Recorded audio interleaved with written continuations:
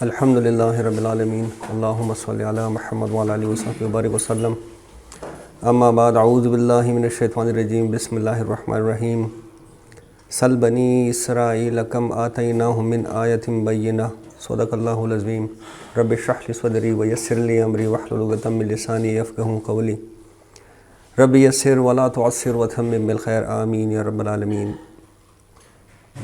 سورۃ البقرہ کا مطالعہ چل رہا ہے جی۔ اس سے پہلے ہم نے 25 رکوع کا مطالعہ کر لیا تھا۔ تھوڑا سا ریکیپ اگر میں آپ کے سامنے کر دوں کہ یہ جو سورۃ البقرہ ہے 2 حصوں میں منقسم ہے۔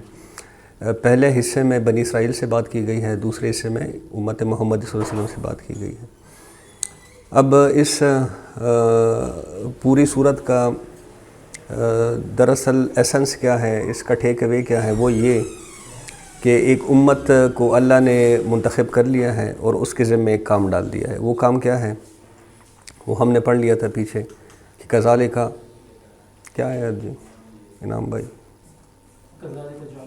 امتوں وسطا، کہ یہ ایک امت وسط ہے۔ مطلب یہ واسطہ ہے کن 2 چیزوں کے درمیان واسطہ ہے، نبی کریم صلی اللہ علیہ وسلم اور لوگوں کے درمیان۔ تو نبی کریم صلی اللہ علیہ وسلم سے کیا لے کے ہم نے آگے پہنچانا ہے، یہ دین اللہ ہم نے آگے پہنچانا ہے۔ اب یہ ہماری ذمہ داری۔ اس سے پہلے کیا ہوتا تھا، اللہ اپنے رسول کو دین دے دیا کرتا تھا اور وہ اپنی قوم کے سامنے اس کو پیش کر دیا تھا، بس دس از اٹ۔ اب چونکہ نبی کریم صلی اللہ علیہ وسلم پر ختم نبوت ہو گئی ہے، نبوت کا اختتام ہو گیا ہے، تو اب یہ معاملہ کیسے چلے گا، اس امت نے اب وہ کار رسالت کرنا ہے۔ یہ دین اب ہم نے تمام لوگوں کے سامنے پہنچانا ہے۔ ہم تو جیتے ہیں کہ دنیا میں تیرا نام رہے۔ تو یہ کام بہرحال ڈیفائن ہو گیا کہ یہ کام اس امت نے کرنا ہے۔ اب اس کام کے کرنے میں مسائل کیا درپیش آ سکتے ہیں وہ بھی واضح طور پہ بتا دیا۔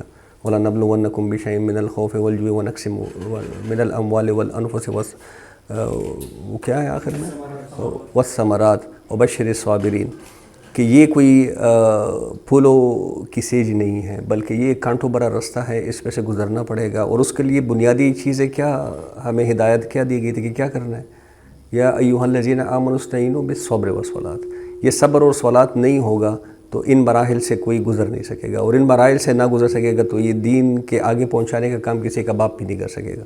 بالکل واضح طور پہ بتا دیا گیا۔ اب آگے ایٹیچیوڈ ہمارا کیا ہونا چاہیے، مطلب دائی کا ایک ایٹیچیوڈ ہونا چاہیے۔ ہم نے اگر دین آگے پہنچانا ہے، کوئی بات آگے پہنچانی ہے تو اس کا کوئی ایٹیچیوڈ ہونا چاہیے۔ ہم دیکھتے ہیں مارکیٹنگ کے بندے جب ہم رکھتے ہیں تو کوالیفیکیشن ہوتی ہے کوئی، مطلب اس کا ایک ایٹیچیوڈ ہونا چاہیے، اس کی کوالیفیکیشن ہونی چاہیے، اس کا ایکسپیرینس ہونا چاہیے۔ اب اس کے لیے اس دین کو آگے پہنچانے کے لیے کیا کوالیفیکیشن ہونی چاہیے، کیا ایٹیچیوڈ ہونا چاہیے، اس میں dos and not to do والی باتیں ہیں، کیا کرنا ہے اور کیا نہیں کرنا، ڈوز اینڈ ڈونٹس۔ اب ڈونٹس کیا ہے، یہ جو آدھی صورت ہے یہ بنی اسرائیل سے جو خطاب کیا گیا ہے، یہ ڈونٹس ہے۔ اصل میں ہمیں کیا واضح طور پہ بتایا جا رہا ہے کہ یہ باتیں تمہیں نہیں کرنی، ان سے تم نے بہت دور دور رہنا ہے۔ اب دیکھیں بنی اسرائیل کا بڑی مطلب یہ ہے کہ تفصیل کے ساتھ ایک ذکر ہو گیا، مطلب ان کی فکری خرابیوں کا ذکر ہو گیا، ان کی عملی خرابیوں کا ذکر ہو گیا، ان کی قولی خرابیوں کا ذکر، ان کے دل کی خرابیوں کا ذکر ہو گیا۔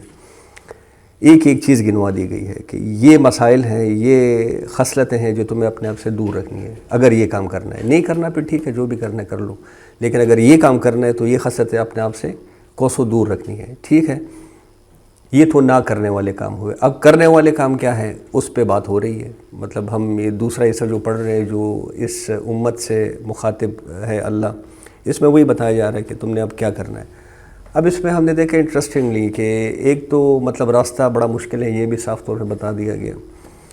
پھر اس کے لیے بنیادی چیز کیا ہے اس راستے پہ چلنے کے لیے، صبر اور صلاۃ، وہ بھی بڑے مطلب طریقے کے ساتھ وہ بات بھی ہمیں بتا دی گئی ہے۔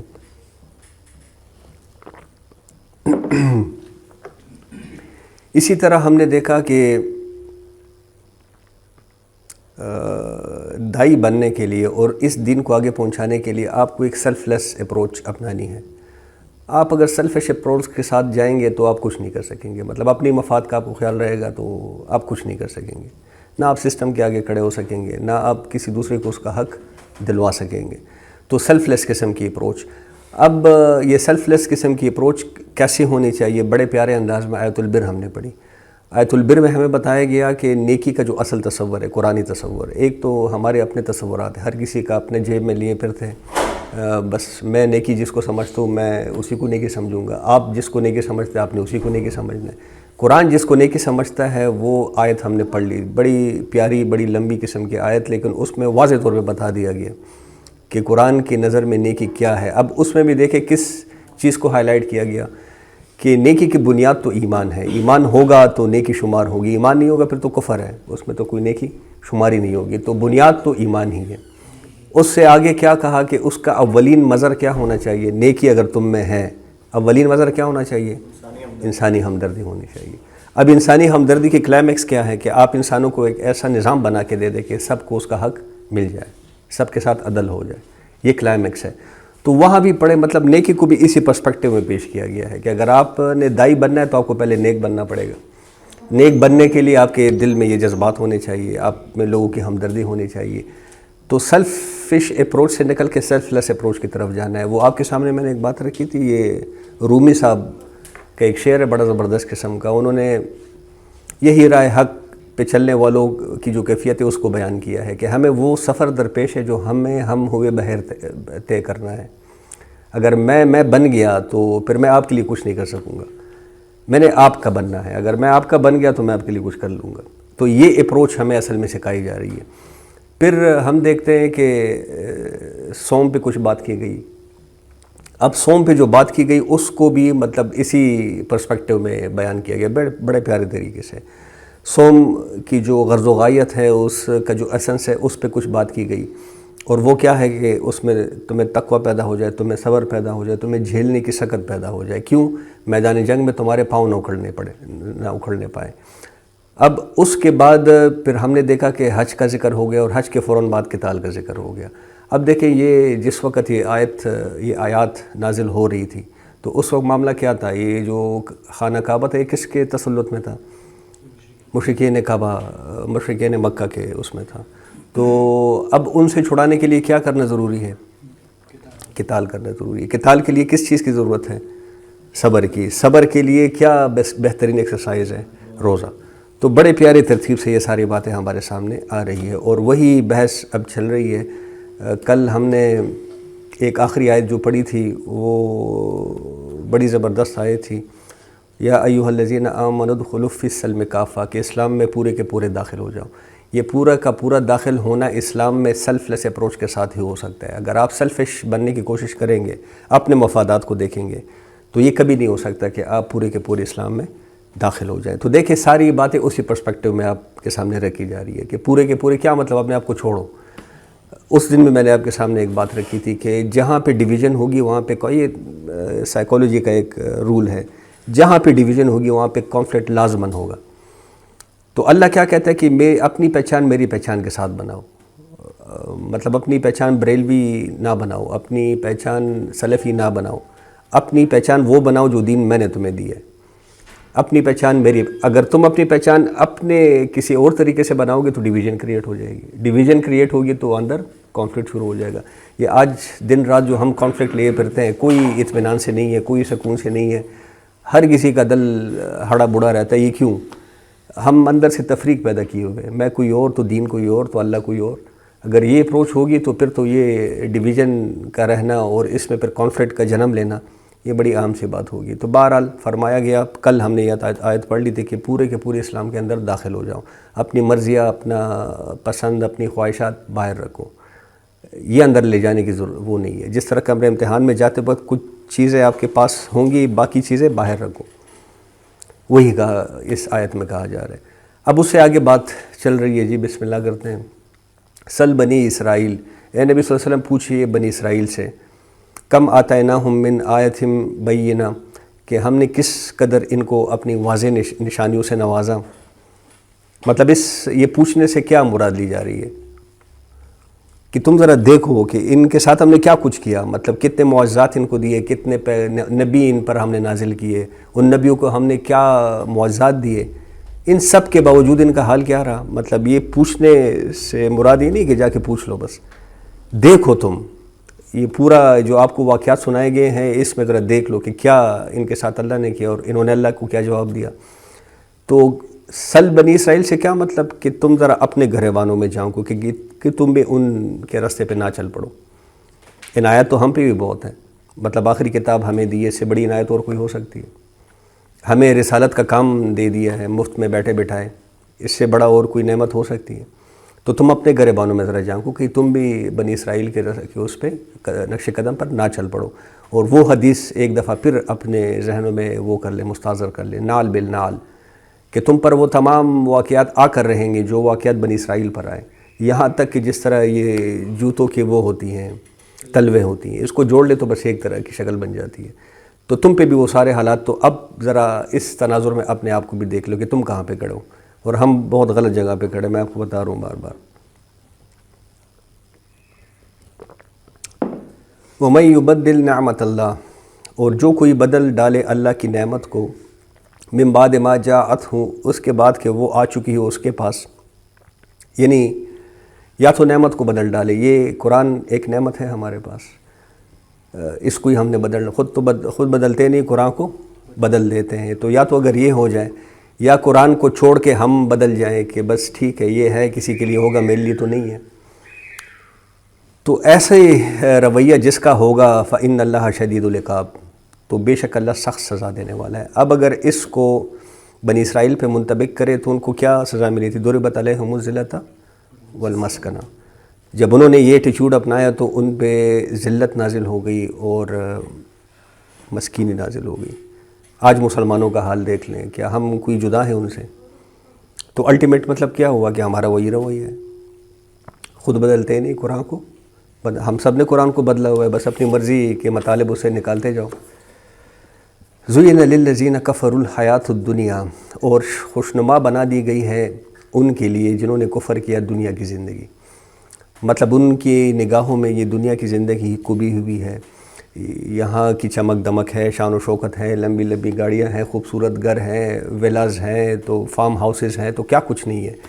مطلب سڑک پہ ایک دفعہ بندہ نکل جائے تو اس طرح واپس گھر نہیں لوٹتا جس کیفیت میں باہر نکلا ہوتا ہے، اس کی کیفیت ہی بدل جاتی ہے. لیکن یہ تو انسانی کمزوری ہے. مطلب یہ کس کو اچھا نہیں لگتا کہ اچھا گھر ہونا چاہیے، اچھی گاڑی ہونی چاہیے، اچھی بیوی ہونی چاہیے، مطلب اچھی زندگی ہونی چاہیے. لیکن جنہوں نے کفر کیا ان کے دلوں میں یہ محبتیں اس قدر کبا دی جاتی ہیں کہ ان کو نہ کوئی خیر نظر آتی ہے، نہ کوئی خیر ان کے لیے نفع بخش ثابت ہو سکتی ہے. مطلب وہ بالکل ہی، وہ کفر کا مطلب ہی یہی ہے کہ انہوں نے حقیقت کو اصل میں چھپا دیا ہے. تو زُيِّنَ لِلَّذِينَ كَفَرُوا الْحَيَاةُ الدُّنْيَا وَيَسْخَرُونَ مِنَ الَّذِينَ آمَنُوا، اور وہ یہ جو بیچارے ایمان لائے ہوئے ان کا مذاق اڑاتے ہیں. اب دیکھیں جو صحیح ایماندار لوگ ہیں، آپ کے سامنے ایک سوال ہے، جو صحیح ایماندار لوگ ہیں، جو صحیح حق پہ چلنا چاہتے ہیں، ان بیچاروں کے پاس تو پیسے ویسے نہیں ہوتے. مطلب وہ تو ذرا غریبی کی زندگی میں، تو یہ ان کو یہ اس مذاق کا نشانہ کہ یار جوتیا چٹخا سے پھر رہے ہو، مطلب تمہاری ہم کیا بات سنیں. وہ ہمارے رحمان بابا ہیں، پشتو کے ایک بڑے زبردست شاعر ہیں، ان کا ایک شعر ہے کہ میں نے کبھی کسی غریب شخص کو عقل مند نہیں دیکھا. وہ ظاہری بات ہے، مطلب وہ بہت بھی افلاطون کی بات بھی کر لے لیکن ہوتا تو غریب ہے. اب غریب کی کون سنتا ہے؟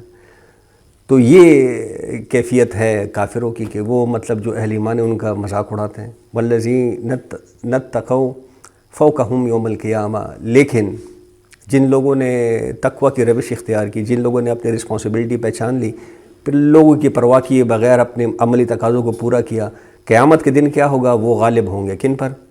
یہ جو مذاق اڑا رہے دنیا میں ان کا. وَاللَّهُ يَرْزُقُ مَن يَشَاءُ بِغَيْرِ حساب، اور اللہ رزق عطا فرماتا ہے جسے چاہے بے حساب. یہ جنت کی طرف اشارہ ہے.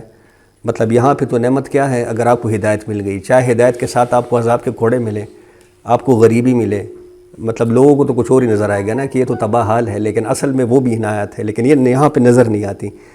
تو اس کا اشارہ وَاللَّهُ يَرْزُقُ مَن يَشَاءُ بِغَيْرِ حساب، یہ جنت کی طرف ہے کہ وہاں پہ سب کو نظر بھی آ جائے گا کہ ان کے لیے کیا رزق ہے. اب آگے جو آیت آ رہی ہے کافی لمبی آیت ہے، اور قرآن کے حکمت کے جو پھول ہیں ان پھولوں میں سے ایک پھول آپ سمجھ لیں. ڈاکٹر صاحب نے اس کو آیت الاختلاف کا نام دیا ہے. اس میں اصل میں یہ فلسفہ بیان کیا گیا ہے کہ یہ جو اختلاف ہے یہ کیوں کر لوگوں میں پیدا ہو جاتا ہے. یہ بہت اہم فلسفہ ہے، اس کو سمجھنے کی ضرورت ہے. یہ دیکھیں، یہ وحدت ادیان کا جو ایک فلسفہ ہے لوگوں میں، اکبر کے ٹائم پہ بھی اس کا فتنہ اٹھا اور تاریخ میں اٹھتا رہتا ہے اس کا فتنہ بہرحال. تو وحدت ادیان کا یہ جو فلسفہ ہے اس کا ایک جز تو ٹھیک ہے، ایک جز غلط ہے. کون سا جز ٹھیک ہے؟ کہ دین تو ایک ہی ہے. ہم بھی یہ کہتے ہیں کہ دین اللہ کا ایک ہی ہے، آدم سے لے کے ایدم تک، اس میں کوئی تغیر و تبدل نہیں ہے. ایک ہی دین ہے. وہ کیا ہے؟ کہ اپنے رب کی عبادت کرو، لیکن یہ کہ پوری عبادت کرو، جزوی عبادت مت کرو. تو دین کا یہ پہلو تو ان کی نظر میں بھی یہ، ہماری نظر میں بھی یہ، لیکن ہمارا دوسرا پہلو کیا ہے کہ بہرحال دین کو پریکٹیکلی امپلیمنٹ کرنے کے لیے آپ کو شریعت کی ضرورت ہوتی ہے، کتاب کی ضرورت ہوتی ہے. ٹھیک ہے. یہ جو دنیا دار لوگ ہیں یہ کہتے ہیں کہ نہیں، بس دین تو ایک ہی، اللہ کو ہم نے مان لیا، بس اب چھوڑو. مطلب یہ جو شریعت وغیرہ ہے اور یہ رسول جہاں پہ آ جاتے ہیں نعوذ باللہ، تو وہاں پہ اختلافات پیدا ہو جاتے ہیں، جھگڑے پیدا ہو جاتے ہیں. یہ ان کا رویہ غلط ہے. باقی یہ جو پہلا جز ہے وہ ٹھیک ہے. ہم بھی یہ سمجھتے ہیں کہ دین تو اللہ کا ایک ہی ہے. تو اب یہاں پہ اس کو کلیئر کیا جا رہا ہے کہ یہ اختلاف کیوں پیدا ہو جاتا ہے. کان الناس امۃ واحدہ، یہ جو سارے لوگ تھے یہ ایک ہی امت تھے. مطلب دیکھیں ابراہیم علیہ السلام کی نسل ہے نا. ابھی ہم جو بیٹھے ہوئے کدھر سے آئے ہیں؟ یا نوح علیہ السلام کدھر سے آئے تھے؟ مطلب آپ پوری تاریخ انسانیت کی سب آدم علیہ السلام، تو یہ انہی کی نسل چل رہی ہے. جب تک ان میں گمراہیاں پیدا نہ ہوئی، جب تک شیطان نے ان میں سے کچھ کو ورغلا نہیں دیا، تو وہ سب ایک ہی امت بن کے بیٹھے ہوئے تھے. جب شیطان نے ان میں سے کچھ کو ورغلا لیا تو پھر کیا ہوا؟ ثم اختلفوا، وہ اختلافات کے اندر پڑ گئے. تو جب وہ اختلافات کے اندر پڑ گئے پھر اللہ نے کیا کیا؟ فبعث اللہ النبیین مبشرین ومنذرین، تو اللہ نے مبعوث فرمائے اپنے انبیاء، اور وہ کیا بن کر آئے ہمارے لیے، انسانوں کے لیے؟ مبشرین اور منذرین. کل بھی اس پہ بات ہوئی تھی. مبشرین کس کے لیے بن کے آئے؟ اہل ایمان کے لیے. جو ایمان لائے اللہ کی دین پر اور اس کے عملی تقاضوں کو پورا کرے تو اس کے لیے مبشر بن کر آئے. اور منذر کس کے لیے بن کے آئے؟ خبردار کرنے والے کس کے لیے؟ جو اللہ کی دین کا کفر کرے، حق کا انکار کرے، ان کے لیے منذرین بن کر آئے. وَأَنزَلَ مَعَهُمُ الْكِتَابَ بِالْحَقِّ. اب دیکھیں یہاں پہ وہ شریعت کی بات ہو گئی جس کو لوگ آج ڈینائی کرتے ہیں کہ نازل فرمائی ان کے ساتھ. کن کے ساتھ؟ ان نبیوں کے ساتھ ہم نے اپنی کتاب حق کے ساتھ، یعنی کہ شریعت. لِيَحْكُمَ بَيْنَ النَّاسِ فِي مَا اخْتَلَفُوا فِيهِ، تاکہ لوگوں کے درمیان ان چیزوں میں فیصلہ کر لے جس میں وہ اختلاف رکھتے ہیں. اب دیکھیں میں کہتا ہوں یہ حرام ہے، اب کہتے ہیں حلال ہے، اختلاف پیدا ہو گیا، کون اس کو ٹھیک کرے گا؟ کوئی انسان تو ٹھیک نہیں کر سکتا. بس اللہ نے جو فیصلہ کیا وہ اللہ کی شریعت ہی اس کو ٹھیک کرے گی. اسی طرح میں کہتا ہوں کہ اس کام میں نیکی ہے، آپ کہتے ہیں نہیں اس کام میں کوئی نیکی نہیں ہے، تو اس کو کون ٹھیک کرے گا؟ شریعت ہی اس کو ٹھیک کرے گی. وَمَا اخْتَلَفَ فِيهِ إِلَّا الَّذِينَ أُوتُوهُ، اور اختلاف نہیں کیا اس میں مگر انہوں نے جنہیں دی گئی تھی کتاب. أُوتُوهُ، ان جن کو دی گئی تھی وہ، مطلب یہ ہو کا اشارہ اس وقت کتاب کی طرف ہے. اور نہیں کیا ان لوگوں کو جن کو کتاب دی گئی تھی اس میں اختلاف. من بعد ما جاءتهم البینات، اس کے بعد کہ آ چکی تھی ان کے پاس واضح نشانیاں. مطلب رسول آ کے کتاب تو صرف پیش نہیں کرتا تھا، ساتھ میں معجزات بھی پیش کرتے تھے. اب وہ معجزات جو تھے وہ بینات تھی، مطلب اللہ کی آخری دلیل جو قطع عذر کر دے، جو آپ کو انسانوں کو عاجز کر دے. موسیٰ علیہ السلام نے جو کیا وہ کوئی اور کر سکا؟ عیسیٰ علیہ السلام نے جو کیا وہ کوئی اور کر سکا؟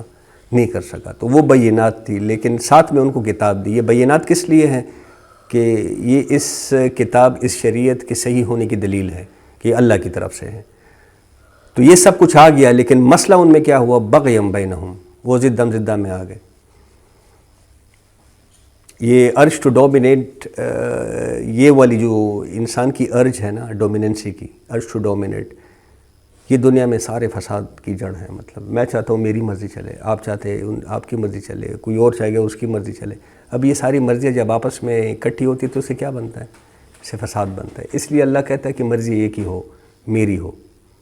اب میری مرضی بھی وہ ہو جائے جو اللہ کی مرضی، آپ کی مرضی بھی وہ ہو جائے جو اللہ کی مرضی. اختلاف سارا ختم ہو جائے گا. میں آپ پہ مال اٹھانے کے لیے تیار ہو جاؤں، آپ مجھ پہ مال اٹھانے کے لیے تیار ہو جائے. مجھے بتائے حسد کدھر رہے گا، تکبر کدھر رہے گا؟ سب ختم ہو جائے گا. لیکن بغیم بینہم، زدہ، میں اس کی بات کیوں مانوں، یہ میری بات کیوں نہ مانے؟ پیغمبروں کے ساتھ بھی یہی ہوتا رہا. فہد اللہ الذین آمنوا، پس ہدایت دی اللہ نے انہیں جو ایمان لائے. اب ایسی سچویشن میں جو لوگ ایمان لے آتے ہیں اللہ ان کو ہدایت دے دیتا ہے. لما اختلفوا فیہ من الحق بإذنہ، اس بات کی انہوں نے اختلاف کیا تھا جس میں حق کے ذریعے اپنی توفیق سے. مطلب آج جو لوگ اختلافات کر رہے ہیں دین میں، کوئی زمانہ تھا میں بھی یہ اختلافات کرتا تھا، آپ بھی یہ اختلافات کرتے تھے، لیکن آپ پہ کیا ہوا اللہ کا، آپ کے دل میں سیدھا راستہ پانے کی ایک وہ تھی، ایک خواہش تھی، تو آپ کو اللہ نے ہدایت دے دی، اللہ نے آپ پہ رحم کر دیا۔ واللہ یہدی من یشاء الی صراط مستقیم، اور اس پہ دیکھیں وہ سٹیمپ لگ گئی، اللہ جس کو چاہتا ہے صراط مستقیم کی ہدایت دے دیتا ہے۔ اب یہ جو من یشاء والی بات ہے یہ دونوں طرف جاتی ہے، مطلب یہ الٹپ تو نہیں چل رہا نا، یہ کہ بس اللہ نے کسی کو راہ چلتے پکڑ لیا کہ بھئی میں اس کو ہدایت دینا، نہیں، جس کے دل میں ہدایت کی طلب ہوگی اللہ اسی کو ہدایت دے گا۔ یہ تالی دونوں ہاتھوں سے بجے گی، آپ کے دل میں طلب ہے ہدایت کہ اللہ آپ کو ہدایت دے دے گا، اگر آپ کے دل میں طلب نہیں ہے، آپ علامہ بن جائے، علیم بن جائے، عالم بن جائے، چاند پہ چلے جائیں، مریخ پہ چلے جائیں، کبھی ہدایت کو نہیں پا سکیں گے۔ لیکن اگر آپ کے دل میں ہدایت کی طلب ہے، آپ ان پڑھ ہوں، آپ کو لکھنا پڑھنا نہ، اللہ آپ کو ہدایت دے دے گا۔ بڑا آسان حساب ہے اللہ کا، یہ ذمہ اللہ نے لیا ہے۔ بہرحال وہ ایک آیت ہے نا قرآن کی کہ جو ہماری راہ میں جدوجہد کریں گے ہم لازماً ان پہ اپنے راہیں کھول دیں گے۔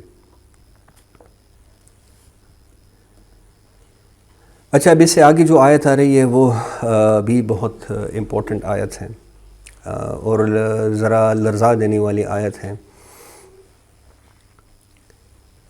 اچھا، اس میں یہ ہے کہ یہ جو صحابہ کرام میں جو مکہ کے مہاجر تھے، جو وہاں کی سختیاں مطلب جھیل چکے تھے، تو اب ان کے لیے آگے جو حالات آ رہے تھے اس میں کوئی ثقیل شے اتنی نہیں تھی، مطلب انہوں نے بڑے خطرناک حالات دیکھ لیے تھے، اب آگے کیا جنگ وغیرہ وہ ان کے لیے کوئی ثقیل بات نہیں تھی۔ البتہ جو نئے ایمان لانے والے تھے وہ ان آزمائش سے نہیں گزرے تھے جن سے یہ مکہ کے جو مسلمان تھے وہ گزر چکے تھے، تو اب خاص طور پہ ان سے روئی سخن ہے، اگرچہ خطاب عام ہے، دیکھیں یہ خطاب ہمارے لیے بھی ہے، ہم سے بھی یہ قرآن مخاطب ہے، لیکن خصوصاً ان سے مخاطب ہے جو مدینہ میں نئے نئے اسلام لے کر آئے تھے، سختیوں سے ابھی وہ گزرے نہیں تھے، ان سے اب ایک بات کی جا رہی ہے کہ ام حسبتم ان تدخلوا الجنہ، کیا تم نے یہ سمجھ لیا کہ تم مفت میں جنت میں داخل ہو جاؤ گے، ایویں جنت میں چلے جاؤ گے؟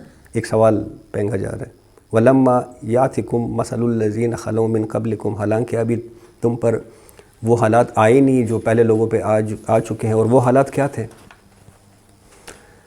مَسَّتْهُمُ الْبَأْسَاءُ، کہ پہنچی انہیں سختی، مطلب وہ انہوں نے سختیوں کا سامنا کیا، وَالضَّرَّاءُ، اور انہوں نے تکلیفوں اور آزمائشوں کا مقابلہ کیا، وَزُلْزِلُوا، یہاں تک کہ وہ لرزا دیے گئے، حَتَّى يَقُولُ الرَّسُولُ، یہاں تک کہ وقت کے رسول پکار اٹھے، چیخ پڑے، وَالَّذِينَ آمَنُوا مَعَهُمْ، اور وہ لوگ بھی جو ان کے ساتھ یعنی کہ رسولوں کے ساتھ ایمان لے کر آئے تھے وہ بھی چیخ پڑے، متى نصر اللہ، کہ کب آئے گی اللہ کی نصرت، الا ان نصر اللہ فتح قریب، ان نصر اللہ قریب، کہ آگاہ ہو جاؤ اللہ کی جو نصرت ہے وہ قریب ہے۔ بس کرنا کیا ہے؟ صبر کا دامن ہاتھ سے نہیں چھوڑنا۔ اب دیکھیں اس میں ایک روایت بھی، آپ صلی اللہ علیہ وسلم کے پاس جو کچھ صحابہ مکہ میں جب وہ سختیاں آ رہی تھی تو کچھ صحابہ آپ صلی اللہ علیہ وسلم کے پاس آئے کہ یا اللہ، یا رسول اللہ، اللہ سے دعا کیجئے، مطلب یہ سختیاں آ رہی ہیں اور اللہ کی نصرت نہیں آ رہی۔ آپ صلی اللہ علیہ وسلم کا کیا جواب تھا کہ اللہ کی قسم تم لوگ جلدی مچا رہے ہو، اور تم سے پہلے لوگوں کا حال یہ تھا کہ ان کو چیرا گیا، ان کو زمین میں آدھا مطلب دفن کر کے تو آدھا آرے سے کاٹا گیا، ان کی چمڑیوں کو ادھیڑا گیا، ان کے اعضاء کو الگ کیا گیا، تو ابھی تو تم پہ اس طرح کی کوئی حالات آئی نہیں، تم ابھی سے چیخنے لگے ہو۔ تو یہ اس قدر صبر والا راستہ ہے، اسی لیے شروع میں فرما دیا گیا تھا وَلَنَبْلُوَنَّكُمْ بِشَيْءٍ مِّنَ الْخَوْفِ وَالْجُوعِ وَنَقْصٍ مِّنَ الْأَمْوَالِ وَالْأَنفُسِ وَالثَّمَرَاتِ، یہ آیت ہم نے بہرحال پڑھ لی ہے۔ یہ کوئی پھول و برا راستہ نہیں ہے، مطلب اللہ دیکھے کسی کے ساتھ مذاق نہیں کرتا، سیدھی سیدھی بات کرتا ہے، یہ بڑا سخت قسم کا راستہ ہے اور اس کے لیے ذہناً تیار ہو جاؤ۔ اب دیکھیں دین سے متعلق قرآن کا یہی بیانیہ ہے، جب بھی یہ سورہ بقرہ میں 4-5 دفعہ اس طرح کے الفاظ آئیں گے، پہلے ہم نے وَلَنَبْلُوَنَّكُمْ بِشَيْءٍ والا پڑھا، ابھی ہم نے ایک اور آیت پڑھی کہ تم نے یہ سمجھ رکھا ہے کہ تم مفت میں جنت میں داخل ہو جاؤ گے، اسی طرح روئے سخن 2-3 دفعہ آگے بھی آپ کو سننے میں آئے گا کہ مطلب ہم تو اس وقت تک آزمائش میں تمہیں ڈالے رہیں گے جب تک کہ حق پرست اور کافر الگ الگ نہ ہو جائے، کبھی اس انداز میں بات سمجھائی گئی۔ تو یہ جو آزمائش چل رہی ہے اس میں یہ سارے حالات آ کر رہیں گے، اور اس سے نکلنے کے لیے ایک ہی اللہ کی ہدایت ہے کہ صبر اور صلات سے استعانت حاصل کرنی ہے. یہ نہیں ہوگا تو اللہ ہے کہ تم ایک قدم اس راستے پہ چل سکو. جہاں تک یہ اللہ کی نصرت کی بات ہے تو یہ خوشخبری مسلمانوں کو یہ ہے کہ سورہ صف میں پھر سنا دی گئی. جبکہ غزوہ احزاب ہو چکا تھا اور مسلمان یہ جو صحابی تھے اور نبی کریم صلی اللہ علیہ وسلم وہ سخت ترین آزمائشوں میں سے گزر گئے تھے، تو اس کے بعد سورہ صف میں یہ خوشخبری آئی کہ اب اللہ کی کامیابی کے جو دروازے ہیں وہ تمہارے لیے کھلتے چلے جائیں گے. اور اس کا نقطہ عروج کیا تھا؟ سورہ نصر، اذا جاء نصر اللہ والفتح، یہ اس کا نقطہ عروج تھا. اچھا، یہ یسألونک ماذا ینفقون، اے نبی صلی اللہ علیہ وسلم یہ پوچھتے ہیں آپ سے کہ ہم کیا خرچ کریں. یہ 2 دفعہ یہ سوال پہلے بھی آ چکا ہے، بار بار وہ یہ سوال کر رہے تھے. 2.5% والی بات تو ایک طرف وہ تو واضح ہو چکی تھی کہ یہ تو دینا ہی دینا ہے، یہ تو مسٹ ہے. لیکن یہ کہ صدقات اور انفاق کا مطلب اعلان بارہا ہو، کیونکہ دیکھیں یہ جو مدنی دور ہے 9-10 سال کا نبی کریم صلی اللہ علیہ وسلم کا، اس میں کتنی جنگیں ہوئی ہیں؟ کوئی 6 مہینے بعد ایک جنگ، بہرحال آپ سمجھ لیں 4 مہینے بعد 6 مہینے بعد کوئی اس طرح کے حالات پیدا، تو اس میں پھر یہ کہ پکار لگتی تھی کہ انفاق کرو. تو اب اس میں مطلب جو صحیح مسلمان تھے وہ تو جتنا کر سکتے تھے کرتے تھے، لیکن بیچ میں جو بین والے تھے وہ بار بار سوالات پوچھتے تھے. مختلف طریقے سے ان کو سمجھایا گیا. اب ایک اور طریقے سے ان کو سمجھایا جا رہا ہے. یسألونک ماذا ینفقون، اے نبی صلی اللہ علیہ وسلم یہ پوچھتے ہیں آپ صلی اللہ علیہ وسلم سے کہ ہم کیا خرچ کریں. قل ما انفقتم من خیر، فرمائیے کہ تم جو بھی خرچ کرنا چاہتے ہو خیر میں سے تو کرو کس پر؟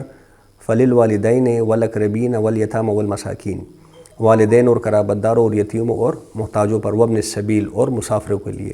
وما تفعلوا من خیر، اور تم جو بھی نیکی کا کام کرو گے بہرحال فإن اللہ بہ علیم، تو بلا شبہ اللہ اس سے خوب جانتا ہے. اب آگے دوبارہ وہ سوال پوچھیں گے. مطلب یہ ان کو وہی وہ گائے والی بات ہو گئی کہ نہیں؟ بنی اسرائیل کو کہا گیا کوئی گائے پکڑ کے ذبح کر دو، انہوں نے بیچ میں میم میخ نکالنا شروع کر دی، بھئی رنگ کیسا ہو، عمر کتنی ہو، وہ کیسے دکھتی ہو، وغیرہ وغیرہ. آخر میں کیا ذبح کرنا پڑا؟ محبوب ترین گائے. اب یہ دوبارہ 4 دفعہ یا 3 دفعہ سوال، اب 4تھی دفعہ پھر پوچھیں گے. تو جب 4تھی دفعہ پوچھا تو پھر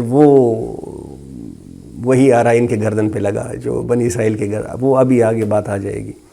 اچھا سر، یہ جہاں پہ سنسیئرٹی ہے نا، یا ان کی تو ظاہر ہے وہ تو چاہتے نہیں تھے نا، یہ تو جو مسلمان ہیں یہ تو سنسیئر ہیں اس معاملے میں. سر جی اس میں روایات میں آتا ہے کہ یہ سوال زیادہ تر بین والے کرتے تھے. اب ان کی بھی سنسیئرٹی کا ایک سوال تھا نا. ابو بکر نے تو کبھی سوال نہیں کیا کہ کتنا خرچ کریں، وہ تو گھر کا سارا سامان اٹھا کے لے آئے تھے. عمر رضی اللہ عنہ نے تو کبھی سوال نہیں کیا. عثمان رضی اللہ عنہ نے کبھی سوال نہیں کیا. سوال وہ اٹھا رہے تھے جو بین والے تھے، تو ان کو اب جواب دیا جائے گا آخری درجے میں. اچھا، آگے ایک اور سخت آیت آ رہی ہے. اب دیکھیں یہ جو میں نے آپ کو کہا تھا نا کہ سورۃ البقرہ کا جو دوسرا حصہ ہے اس میں 2 مباحث کا رنگ آپ کو غالب نظر آئے گا، ایک شریعت کا، ایک جہاد فی سبیل اللہ کا. شریعت پھر 2 حصوں میں منقسم ہے، عبادات اور معاملات، اور یہ جہاد جو ہے یہ پھر 2 حصوں میں منقسم ہے، جہاد بالمال، جہاد بن نفس. اب دیکھیں کچھ معاملات کی بات ہو گئی، کچھ انفاق کی بات ہو گئی. اب دوبارہ سے بات جہاد پہ آ رہی ہے. کتب علیکم القتال، تم پر یہ قتال فرض کیا گیا، یہ جو جنگ کرنا ہے اللہ کی راہ میں یہ تم پر فرض کیا گیا، اسے تو بھاگنے کی کوشش مت کرو.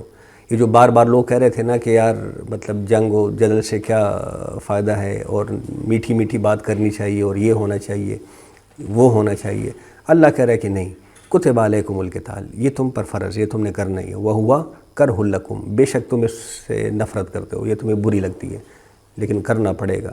کیوں؟ آگے دیکھیں تبصرہ اللہ کا سنیں. وعسیٰ ان تکرہوا شیئا وہو خیر لکم، ایسا ہو سکتا ہے کہ تم کسی چیز کو ناپسند کرتے ہو لیکن وہ تمہارے حق میں بہتر ہو. وعسیٰ ان تحبوا شیئا وہو شر لکم، اور ایسا بھی ہو سکتا ہے کہ تمہیں کوئی چیز پسند ہو، تم کسی چیز سے محبت رکھتے ہو، وہ تمہارے لیے شر کا باعث ہو. اللہ جانتے تم نہیں جانتے. اب دیکھیں اس سے پہلے سورہ محمد نازل ہو چکی ہے. سورہ محمد کا ایک اور نام بھی ہے، کیا نام ہے؟ سورہ قتال. کیوں؟ اس میں قتال کی فرضیت سے متعلق آیات نازل ہو چکی تھی. اب کچھ لوگ اس حوالے سے پریشان ہو رہے تھے، وہی بین والے جو لوگ تھے نا، کہ وہاں پہ تو جو انیشل احکامات تھے وہ آ چکے ہیں. اب یہاں پہ بالکل مطلب یہ تیسری دفعہ ہے کتب علیکم القتال کا لفظ آ رہا ہے. اب یہاں پہ چونکہ فرضیت سخت ہو گئی ہے، اس پہ مہر لگ گئی ہے، تو یہ بین والے لوگ پریشان ہو رہے تھے کہ یار مطلب کیوں یہ اتنی ضروری بات ہے، مطلب صلح صفائی سے کام ہونا چاہیے. ٹھنڈے پیٹھو بیٹھ کے تو بس دعوت و تبلیغ کا کام کرتے رہو، جو مان لے مان لے، جو نہ مانے نہ مانے. مطلب اب جنگ کرنے کی کیا ضرورت ہے. کنورسلی یہاں پہ قتال کی فرضیت کی بات ہو رہی ہے، تو جو اب نئے مسلمان ہو رہے تھے ان میں سے بھی بعض کے دلوں میں کچھ بے چینی بڑھ رہی تھی. اب ان سے یہ کہا جا رہا ہے کہ دیکھو، اب دیکھیں اس میں آپ والی بات کے نیت کے جو خالص تھے وہ بھی شامل تھے، سارے تو بین والے نہیں تھے نا. لیکن یہ ہے کہ نئے مسلمان ہوئے تھے، ابھی شرف مسلمانی بخشے ہوئے کچھ دن ہی ہوئے تھے کہ یہ قتال کی بات شروع ہو گئی، تو وہ گھبرا گئے کہ بھئی ابھی تو مطلب ہم نے کوئی مزے ہی نہیں لیے اسلام کے، ابھی تو آئے ہیں اور آتے ساتھ ہی قتال شروع ہو گیا. تو ان کو یہ کہا جا رہا ہے کہ بھئی یہ ہو سکتا ہے کہ تمہیں ایک چیز بری لگتی ہو لیکن وہ اصل میں تمہارے حق میں بہتر ہو، اور یہ بھی ہو سکتا ہے کہ تمہیں کوئی شے اچھی لگ رہی ہو اصل میں وہ تمہارے حق میں بری ہو، شر ہو. واللہ یعلم وانتم لا تعلمون، کیونکہ تم نہیں جانتے اللہ جانتا ہے. لہٰذا کیا کرو، اپنی باتوں پر ایمان مت لے کر آؤ، اپنی فکر پر، اپنی خواہشات پر ایمان مت لے کر آؤ، میری وحی پر ایمان لے کر آؤ. اگر میں کہہ رہا ہوں کہ قتال ہے تو پھر ہے، یہ تمہارے حق میں بہتر ہے. بس زیادہ ادھر کی مت سوچو، زیادہ ادھر، وہی سیلف لیس اپروچ. میری خواہش تو کچھ اور ہے، اب اللہ کی خواہش کچھ اور آ گئی، تو میں نے کیا کرنا ہے، یا تو بس اپنے آپ نے گھسے رہنا ہے، یا میں نے اپنے آپ کو چھوڑ کے ذرا باہر نکلنا ہے، اللہ کی طرف نکلنا ہے. تو اللہ جانتے، تم نہیں جانتے، اللہ کی وحی پر بس یقین کرو. یسألونک عن الشہر الحرام قتال فیہ. اب دیکھیں یہ اس پہ تمہیداً ایک آیت کل ہم نے پڑھ لی تھی کہ یہ جو حرمت کے مہینے ہیں اس میں قتال کرنا، اس میں جنگ و جدل کرنا، یہ کیسا ہے. مطلب یہ اب بیک گراؤنڈ بھی سامنے آ جائے گا کہ یہ سوال کیوں اٹھایا جا رہا تھا. تو اے نبی صلی اللہ علیہ وسلم پوچھتے ہیں یہ لوگ آپ سے حرمت والے مہینے کے بارے میں، یہ نہیں کہ اس میں جنگ کرنا کیسا ہے. کل قتال فیہ کبیر، ان سے فرما دیجئے کہ ان مہینوں میں جنگ کرنا کبیر، بہت بڑی بات ہے، یعنی کہ بری بات ہے، نہیں کرنا چاہیے. لیکن آگے تبصرہ سنیں ذرا اللہ تعالیٰ کا. وصد عن سبیل اللہ، لیکن اللہ کی راہ سے لوگوں کو روکنا. وکفر بہ، بلکہ اللہ کی راہ سے کفر کر دینا. والمسجد الحرام، اور مسجد الحرام سے لوگوں کو روکنا. واخراج اہلہ منہ، اور وہاں پہ بسنے والوں کو وہاں سے نکال دینا. 3-4 چیزیں گنوا دی گئی کہ ٹھیک ہے ان مہینوں میں قتال کرنا تو برا ہے، حرمت والے جو مہینے ہیں، لیکن اللہ کے راستے سے لوگوں کو روکنا، اللہ کے راستے کا کفر کرنا، مسجد الحرام سے لوگوں کو روکنا، اور وہاں پہ بسنے والوں کو ان کے گھروں سے نکال دینا. 4 باتیں گنوا دی گئی. اکبر عند اللہ، اللہ کے نزدیک یہ بہت بڑی بات ہے. وہاں کبیر، یہاں پہ اکبر. اکبر سب سے بڑا، اللہ کے نزدیک سب سے بڑی بات یہ ہے جو تم مطلب دیکھیں کوئی سینس آف وہ ہونا چاہیے، مطلب پرسپیکٹیو ہونا چاہیے آپ کے سامنے کہ مطلب میں کس چیز کے بارے میں بڑے ہونے کی بات کر رہا ہوں. اب وہ یہ تو کہہ رہے تھے کہ قتال کرنا حرمت کے مہینوں میں بہت بڑی بات ہے، لیکن پیچھے ان باتوں کو بھولے ہوئے تھے کہ ہم نے کیا ظلم ڈھائے ان مسلمانوں پر. اللہ اس کو ایکسپلین کر رہا ہے. اب دیکھیں اس میں سیرت کا ایک واقعہ بھی آتا ہے. یہ سوال کیوں اٹھایا گیا؟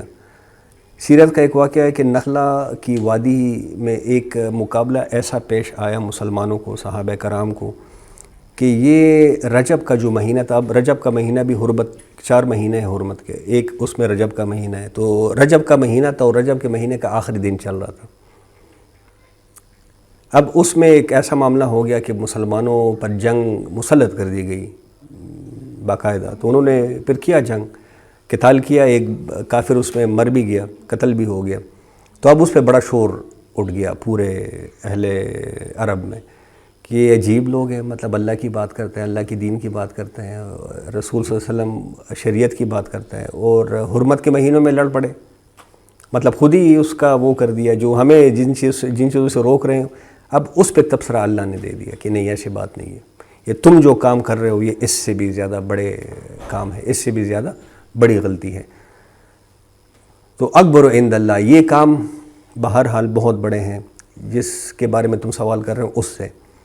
والفتنۃ اکبر من القتل، اور یہ جو فتنہ ہے یہ زیادہ بڑا ہے خون ریزی سے۔ کل ہم نے کیا آیت پڑھی تھی؟ والفتنۃ اشد من قتل، مطلب ایک انداز میں بات کر دی گئی کہ یہ فتنہ ہے یہ شدید ترین ہے قتل کرنے سے۔ یہاں پہ کیا کہا گیا؟ یہ جو فتنہ ہے یہ بہت بڑا ہے قتل کی، مطلب حرمت کے مہینے میں قتل کرنے سے یہ فتنہ بہت بڑا ہے۔ اب فتنہ کیا ہے اس کو بھی ہم نے کل ڈیفائن کر دیا تھا، ایسی کیفیت کا، معاشرے میں ایسی کیفیت کا پیدا ہو جانا کہ آپ اللہ کے دین پر نہ چل سکیں، آپ اللہ کے حقوق کو ادا نہ کر سکیں، آپ اسلام پر پوری طرح چل نہ سکیں، اس کو فتنہ کہتے ہیں۔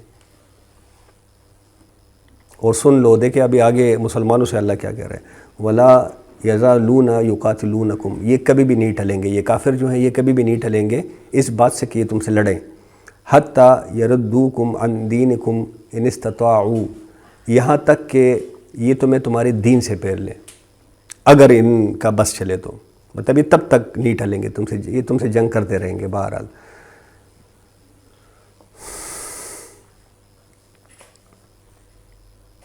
اب دیکھیں یہاں آپ یہ بات بھی ذرا ذہن میں رکھ لیں کہ قتال کا حکم پچھلے 3 رکوع میں 3 دفعہ قتال کا حکم آ گیا۔ یہ کیوں ہو رہا ہے؟ بار بار قتال کی بات کیوں کی جا رہی ہے؟ کہ غزوہ بدر بہت قریب ہے، اب بہت جلد غزوہ بدر کا میدان سجنے والا ہے، تو ان کو ذہنی طور پر تیار کیا جا رہا ہے کہ ان ساری باتوں کو بھول جاؤ۔ کل بھی ہم نے یہ بات کی تھی کہ مطلب معاشرہ فتنے سے بھرا پڑا ہو رہا، آپ ان باتوں میں لگ جائے کہ بھئی یہ قتل کرنا ٹھیک ہے کہ نہیں، تلوار اٹھانا ٹھیک ہے کہ نہیں، باطل نظام کے خلاف کھڑا ہونا ٹھیک ہے کہ نہیں، اپنا سر توڑوانا ٹھیک ہے کہ نہیں۔ خدا کے بندے، سارا معاشرہ گن سے بھرا ہوا ہے، فتنے سے بھرا ہوا ہے، تم ان باتوں کے پیچھے لگے ہوئے ہو۔ تو ان کو ذہناً تیار کیا جا رہا ہے کہ چھوڑو ان باتوں کو، بس اللہ نے کہہ دیا کہ اب قتال تم پہ فرض ہو گیا ہے۔ وَمَن يَرْتَدِدْ مِنْكُمْ عَنْ دِينِهِ، اور جو بھی پھر تم میں سے پھر گیا اپنے دین سے، فَيُمُتْ وَهُوَ كَافِرٌ، اور وہ مر بھی گیا اسی حال میں کہ وہ کافر ہے، فَأُولَٰئِكَ حَبِطَتْ أَعْمَالُهُمْ فِي الدُّنْيَا وَالْآخِرَةِ، تو یہ وہ بد نصیب لوگ ہیں کہ جن کے اعمال اس دنیا میں اور آخرت میں سب کے سب ہبط ہو جائیں گے۔ اب دیکھیں اس نقطہ نظر سے اگر دیکھیں تو آج کا جو ہمارا معاشرہ ہے، آپ کے خیال میں یہ کوئی ٹھیک معاشرہ ہے؟ فتنے سے پاک ہے؟ فتنے سے بھر چکا ہے آج کا معاشرہ، مطلب اسلام پر عمل کرنا مشکل ہی نہیں، ناممکن ہے۔ بدمعاشی، حرام خوری کا عام رواج ہے، حلال سے آپ کمانا چاہے آپ کو دانتوں پسینہ آ جائے گا، لیکن دانتوں پسینہ آنے کے بعد بھی اگر آپ حلال کما سکے تو آپ خوش قسمت ہیں۔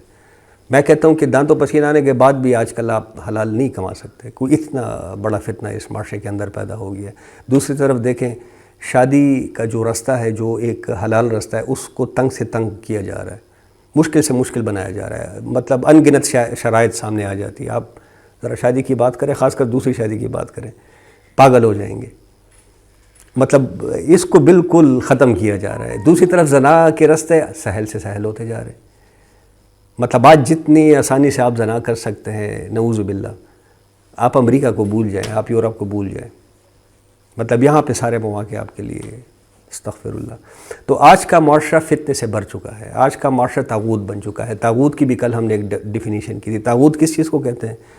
جو اپنے حدود کو کراس کر لے، ایسا معاشرہ جو اپنے حدود کو کراس کر لے۔ اب اللہ نے آپ کے لیے حدود و قیود بنائے ہیں کہ بھئی معاشرے کو ان حدود و قیود کے اندر رہنا ہے۔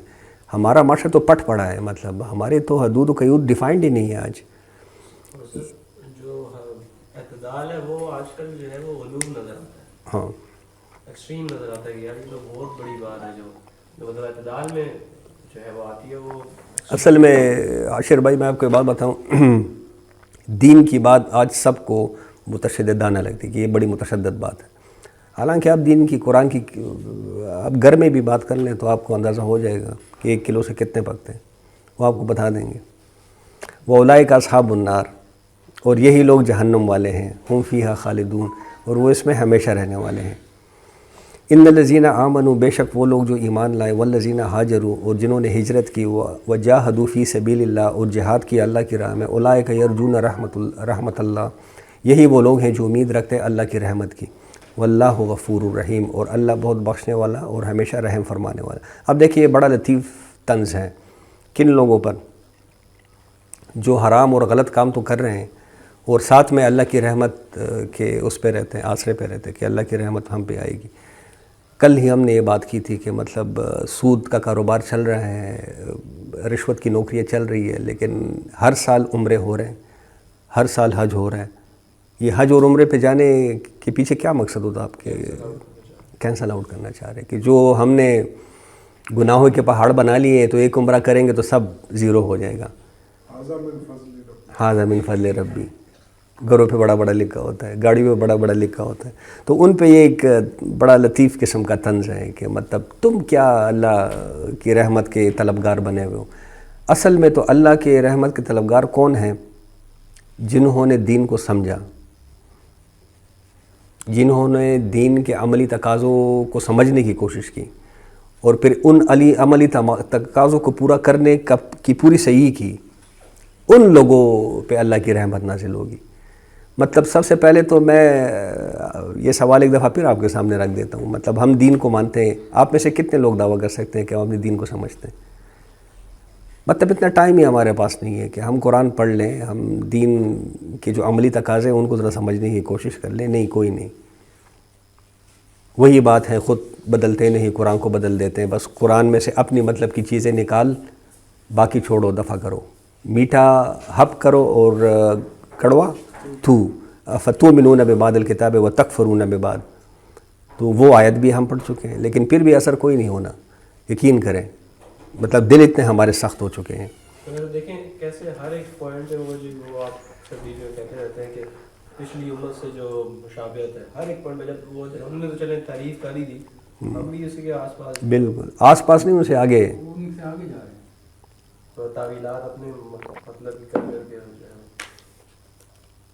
دیکھیں وہ جس دین کو مانتے ہیں نا اس پہ بڑی سختی سے عمل کر رہے ہیں۔ وہ تھرڈ ٹیمپل بنانے کی بالکل مطلب تیار ہے، بس آج ہو جائے کل ہو جائے۔ ہم سے تو کعبہ بھی گیا، مدینہ بھی گیا، پاکستان بھی جا رہا ہے، ہمارے ہاتھ تو کچھ بھی نہیں ہے۔ مطلب ہمارے قسمتوں کے فیصلے کون کرتے ہیں؟ G5 یا G7 یا G15؟ ہم کدھر ہیں؟ ہم نہ 3 میں نہ 13 میں۔ 1.5 ارب مسلمان ہیں، یہ میں بار بار بتا رہا ہوں، 1.5 ارب، مطلب یہ گننا ناممکن ہو جاتا ہے۔ کیلکولیٹر میں 1.5 ارب آپ لکھ کے لکھا نہیں جاتا، لیکن حال دیکھ لے ہمارا۔ یہ کیوں؟ افتؤمنون ببعض الکتاب وتکفرون ببعض۔ بس ہم اسی یسألونک عن الخمر والمیسر، اے نبی صلی اللہ علیہ وسلم وہ پوچھتے ہیں آپ صلی اللہ علیہ وسلم سے شراب اور جوئے کے بارے میں۔ قل فیہما اسم کبیر، فرمائیے ان دونوں میں بڑا گناہ ہے، بہت بڑا گناہ ہے ان دونوں میں۔ اب ایک بات آپ نے محسوس کی ہے، معاملات کی بات ہو گئی، اس کے بعد جہاد کی بات ہو گئی، اب دوبارہ عبادات کی بات آ گئی۔ وہی جو 2 لڑیاں ہیں نا، شریعت اور جہاد کی، وہ آپ محسوس کریں گے کہ ساتھ ساتھ چل رہی ہے۔ تو اے نبی صلی اللہ علیہ وسلم پوچھتے ہیں آپ سے شراب اور جوئے کے متعلق یہ لوگ، قل فیہما اسم کبیر، فرما دیجئے ان دونوں میں بہت بڑا گناہ ہے، ومنافع للناس، ہاں اس میں کچھ فائدے بھی ہیں لوگوں کے لیے، واسمہما اکبر من نفعہما، لیکن ان کا جو گناہ ہے وہ بہت بڑا ہے ان کے نفع سے۔ آج دیکھیں ہمارے پاس ایک بات تو بالکل سامنے کی ہے، پہلے تو اس کو ذرا سمجھ لیں کہ یہ چونکہ ابتدائی احکامات آ رہے ہیں شراب اور جوئے سے منسلک، تو مطلب ڈائریکٹ نہیں کہا گیا کہ بس چھوڑ دو اس کو۔ پہلے انداز کیا تھا کہ ٹھیک ہے اس میں فائدے بھی ہیں اور اس میں نقصان بھی ہے، لیکن اس کا جو نقصان ہے وہ اس کے فائدے پر باری ہے۔ اب جو سلیم الطبیعت لوگ ہوتے ہیں، جن کی عقل سلیم ہوتی ہے، جن کی فطرت سلیم ہوتی ہے، ان کے لیے بات کافی ہو جاتی ہے۔ وہ کہا جاتا ہے نا عقل مند کے لیے اشارہ کافی ہے، بس کہہ دیا یار کہ اس میں نقصان بڑا ہے تو ویسے ہی اس کو چھوڑ دو۔ پھر دوسرے درجے میں مطلب جو اس حکم کا جن پہ کوئی اثر نہیں ہوا، تو دوسرے درجے میں کیا فرمایا گیا کہ نشے کی حالت میں نماز کے قریب مت آؤ۔ نماز کس کے لیے ہم پڑھتے ہیں؟ اللہ سے قرب حاصل کرنے کے لیے۔ کیا مطلب؟ اللہ کہتا ہے کہ نشے کی حالت میں میرے قریب مت آؤ، دفع ہو جاؤ۔ اب دیکھیں یہ ایک بہت بڑی بات ہونی چاہیے، جس کی عقل سلیم ہو، جس کی فطرت، اس کے لیے بہت بڑی بات ہونی، لیکن پھر بھی کچھ لوگ نہیں مانے۔ پھر آخر میں آخری درجے کا حکم آ گیا کہ اب چھوڑتے ہو یا نہیں، بس اب حرام ہے، اب چھوڑو۔ تو ایک تو اس پرسپیکٹو کو ذہن میں رکھ لیں. دوسرا اس پرسپیکٹو کو بھی دیکھ لیں کہ یہ شراب اور جوا ان دونوں کو کیوں ساتھ ملایا گیا ہے, مطلب ان میں قدر مشترک آپ کے خیال میں کیا ہے؟ دیکھیں شراب میں بھی یہ ہوتا ہے کہ شراب کے نشے میں انسان حقیقت پسندی سے دور ہو جاتا ہے, محنت سے دور ہو جاتا ہے, وہ محنت پھر نہیں کرنا چاہتا, شارٹ کٹ کے چکر میں رہتا ہے. شراب کا نشہ ہوتا ہی اسی لیے, ٹھیک ہے. دوسری طرف یہ جو جوئے کا مرض ہے, اس میں بھی شارٹ کٹ کا چکر ہی ہوتا ہے, مطلب محنت نہیں, بس مجھے کہیں سے راتوں رات میں ارب پتی بن جاؤں. یہ ایک فیکٹر دونوں میں یکجا ہے کہ اس میں پھر محنت سے آپ بھاگتے ہیں, اور اوبیسلی اب میں اگر محنت سے بھاگوں, دنیا کا تو قانون یہ ہے کہ محنت کرو گے تو کماؤ گے تو کھاؤ گے. اب میں محنت نہیں کر رہا تو لازماً میں کسی اور کی محنت کا کار ہوں پھر. تو اس میں یہ مطلب معاشرے کو یہ اس تباہی تک پہنچا دیتا ہے. اگر سارے شرابی کبابی بن جائیں تو بس پھر اس میں حق کتوں والی بات بن جائے گی, جس نے جس کا حق مار لیا بس. تو ایک تو یہ بات. دوسری بات ذرا لمبی ہے, وہ آگے جو آیت آئے گی اس کے ساتھ پھر ہم کنیکٹ کر لیں گے. وَيَسْأَلُونَكَ مَاذَا يُنْفِقُونَ, دیکھیں دوبارہ وہ سوال آ گیا نا, اور یہ پھر پوچھتے ہیں آپ صلی اللہ علیہ وسلم سے کہ ہم کیا خرچ کریں. یہ حاشر بھائی اب وہ جو بین بنوانے لوگ ہیں وہ بار بار پوچھ رہے ہیں کہ ہم کیا خرچ کریں. اب ان کو ایسا تپڑ مارا ہے نا منہ پہ کہ آئندہ یہ سوال پھر انہوں نے کیا ہی نہیں. قُلِ الْعَفْوَ, فرمائیے جو بھی ضرورت سے زیادہ ہو, جو بھی ضرورت سے زیادہ ہو وہ خرچ کر دیجیے اللہ کی راہ میں. اب دیکھیں یہ جو بار بار پوچھا جا رہا تھا, جیسے میں آپ سے کہہ رہا ہوں کیا خرچ کرے کیا خرچ کرے کیا خرچ کرے, جو نیک صالح لوگ تھے ان کو تو سمجھ آ گئی تھی, وہ تو جو خرچ کرنا چاہتے تھے خرچ کرتے رہے. جن کو پھر بھی ٹھنڈ نہیں پڑی ان کو ٹھنڈ پہ گئی, خود ہی پھنس گئے, اپنے سوال کر کر کر کے نا خود ہی پھنس گئے.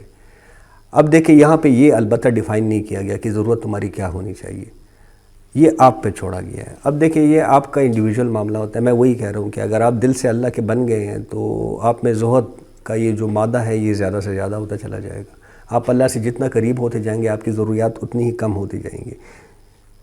مسلمان جو اس بات پہ ایمان رکھتا ہے کہ میں نے یہاں سے جانا ہے اور یہاں پہ ایک ایک لمحہ میرا لائبلٹی ہے, مطلب ایک لمحے کی زندگی کا میں نے حساب دینا ہے, ایک ایک لمحے کا حساب دینا ہے, تو پھر آپ پاگل ہیں کہ آپ اپنے لیے مطلب مال و اسباب کے ڈھیر کھڑے کریں. مطلب اس کا جواب کون دے گا جب معاشرہ بھی ایسا ہو کہ سارا سودی نظام چل رہا ہے, سارا حرام کا نظام چل رہا ہے. اب اس میں آپ پھلنے پھیلنے کی کوشش کریں تو یہ آپ اپنے لیے کام ڈھونڈ رہے ہیں. تو یہ جو ضرورت والا معاملہ ہے یہ آپ پہ چھوڑ دیا گیا ہے. آپ کے دل میں جتنا اللہ سے رغبت ہوگی, جتنا اللہ سے محبت ہوگی, جتنا آپ کے دل میں اللہ سے قرب ہوگا, آپ اتنی ضروریات آپ کی کم ہوتی جائیں گی.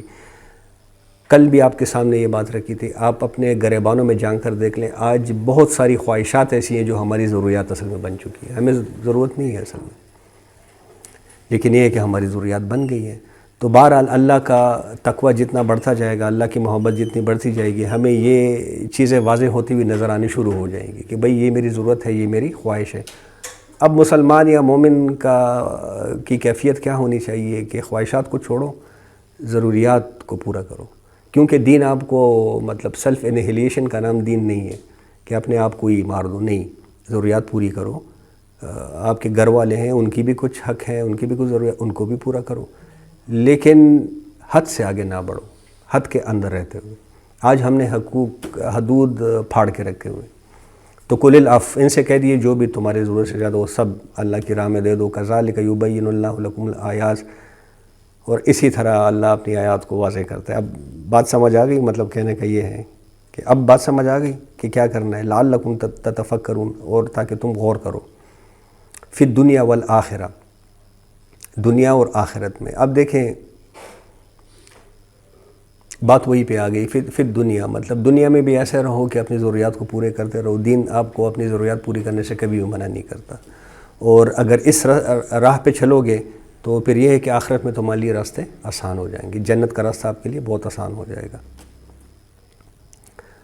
اچھا, اب آگے ایک اور سوال پوچھا گیا یتامہ کے بارے میں. وَيَسْأَلُونَكَ عَنِ الْيَتَامَى, اور وہ پوچھتے ہیں آپ صلی اللہ علیہ وسلم سے یتیموں کے بارے میں. قُلْ إِصْلَاحٌ لَهُمْ خَيْرٌ, فرمائیے خیر خواہی کرنا ان کے لیے بہتر ہے. مطلب ان کے ساتھ خیر کے ساتھ پیش آیا کرو، ان کا خیال رکھا کرو، ان کی کفالت کیا کرو۔ اب یہاں لوگوں کے سامنے سورہ بنی اسرائیل کی ایک آیت تھی، اس میں اللہ تعالیٰ نے فرمایا کہ یتیم کے مال کے قریب بھی مت بھٹکو، وہ آیت ان لوگوں کے سامنے تھی۔ یعنی کہ اگر تمہارے مال آپس میں وہاں پہ مطلب کچھ اس آیت کا مفہوم اس طرح سے سامنے آ رہا تھا کہ اگر تمہارے مال یتیموں کے ساتھ گڈمڈ ہو گئے تو یہ اندیشہ ہے کہ ان کے مال تمہارے پیٹوں کے اندر چلے جائے۔ پھر ہانڈیاں اکٹھی بنتی تھی، مطلب میں نے کسی یتیم کی کفالت کا ذمہ لیا ہے، اب ترکے میں اس کو مال چھوڑ کے گئے ہیں اس کے والدین، اب اس کی بھی کفالت میں کر رہا ہوں، وہ مال بھی میری ذمہ داری ہے، ہانڈی میں اکٹھی بنا رہا ہوں تو ہو سکتا ہے میرے بچوں کو اچھا چلا جائے۔ اور تو پھر وہ صحابہ تھے آخر، تو انہوں نے کیا کیا کہ ان کی ہانڈیاں بھی الگ کر دیں اور ان کے رہنے سہنے کا اپنے گھر میں ہی الگ سے انتظام کرنے لگے۔ اب یہ ایک مشکل پیدا ہوئی ان کے لیے کہ مطلب ایک گھر میں 2 ہانڈیاں پکے، پھر ایک گھر میں ہی مطلب ایک خاندان ادھر رہے تو ایک ادھر رہے۔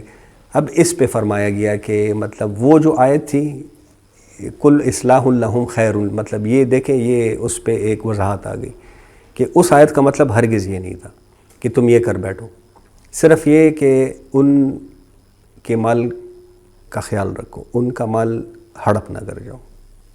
باقی ٹھیک ہے ہانڈیاں بھی اکٹھی بناؤ، اکٹھے ان کے ساتھ مطلب جس طرح تمہارے بچے رہ رہے اسی طرح رہے، لیکن یہ ہے کہ ان کا مال ہڑپ نہ کر جاؤ تم۔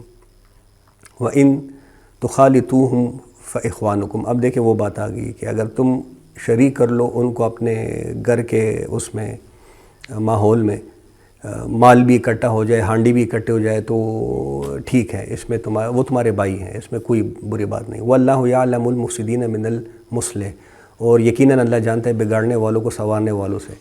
وَلَوْ شَاءَ اللَّهُ لَأَعْنَتَكُمْ، اور اگر چاہتا اللہ تو یقیناً مشقت میں ڈال دیتا تمہیں، مطلب اس سے پہلے مشقت ہی تھی نا کہ ایک ہی گھر میں رہتے ہوئے ہانڈیاں بھی الگ الگ بناؤ، اور یہ مشقت تھی۔ اگر چاہتا اللہ تو تمہیں اسی طرح رہنا، لیکن نہیں، اللہ نے یہ اصلاح تمہاری فرما دی ہے کہ بے شک اکٹھے رہو لیکن یہ کہ ان کا مال ہڑپ مت کرو۔ ان اللہ عزیز حکیم، اور بے شک اللہ زبردست ہے اور کمال حکمت والا ہے۔ ولا تنکحوا المشرکات حتی یؤمن، اور نکاح نہ کرو مشرک عورتوں سے یہاں تک کہ وہ ایمان لے آئیں۔ مطلب مشرک عورتوں سے اب منع کر دیا گیا ہے، اس سے پہلے بات کچھ اور تھی، اب بات کچھ اور ہو گئی، اب یہ بھی معاملات والی بات آ گئی ہے کہ دیکھو مشرک عورتوں سے نکاح مت کیا کرو۔ ولا امۃ مؤمنۃ خیر من مشرکۃ ولو اعجبتکم، اور یقیناً مومن کنیز یا جو غلام عورت ہوتی ہے مومن، وہ آزاد مشرکہ عورت سے بہتر ہے، اگرچہ وہ پسند آئے تمہیں، مطلب اگرچہ تمہیں مشرک عورت پسند ہو لیکن اس سے بہتر بہرحال اگر کوئی غلامہ ہو جو مومن ہو وہ تمہارے لیے بہتر ہے۔ آگے بتایا جائے گا یہ کیوں بہتر ہے۔ ولا تنکحوا المشرکین حتی یؤمن، اور نکاح میں نہ دو اپنی عورتوں کو مشرک مردوں کو یہاں تک کہ وہ ایمان لے آئیں۔ ولا عبد مؤمن خیر من مشرک ولو اعجبکم، اور یقیناً مومن غلام بہتر ہے آزاد مشرک مرد سے اگرچہ کہ وہ تمہیں پسند ہو۔ اولئک یدعون الی النار، اب دیکھیں وہ بات بتائی جا رہی ہے کہ یہ کیوں مت کرو، کہ یہ جو مشرک ہے یہ تو بلاتے ہیں تمہیں آگ کی طرف۔ واللہ یدعو الی الجنۃ والمغفرۃ باذنہ، اور اللہ بلاتا ہے جنت اور بخشش کی طرف تمہیں اپنی توفیق سے۔ اب دیکھیں میاں بیوی کا جو تعلق ہوتا ہے اس میں ایک دوسرے کی طرف رجحان کافی رہتا ہے، تو یہ ہو سکتا ہے کہ مطلب اگر کوئی مشرک آپ کے زوج میں آ جائے تو آپ اسے انفلوئنس ہو جائے۔ یہ بڑا عجیب تعلق ہوتا ہے میاں بیوی کا، مطلب سب سے نزدیکی تعلق کنسیڈر کیا جاتا ہے، پھر ایک دوسرے پر انفلوئنس بھی بہت زیادہ ہوتا ہے، ایک دوسرے پر ایفیکٹس بھی بہت زیادہ ہوتے ہیں، اس لیے منع کیا جا رہا ہے کہ مشرک کو اپنے نکاح میں مت لو۔ وَيُبَيِّنُ آیاتہ للناس، اور واضح فرماتا ہے اپنی آیات کو اللہ تعالیٰ لوگوں کے لیے، لعلہم یتذکرون، تاکہ وہ نصیحت حاصل کریں۔ آج اسی پہ ایک دفعہ کرتے ہیں، کل انشاءاللہ اس سے آگے پھر کچھ پڑھنے کی کوشش کریں گے۔ اقول قولی ھذا واستغفر اللہ لی ولکم ولسائر المسلمین والمسلمات، جزاکم اللہ خیر۔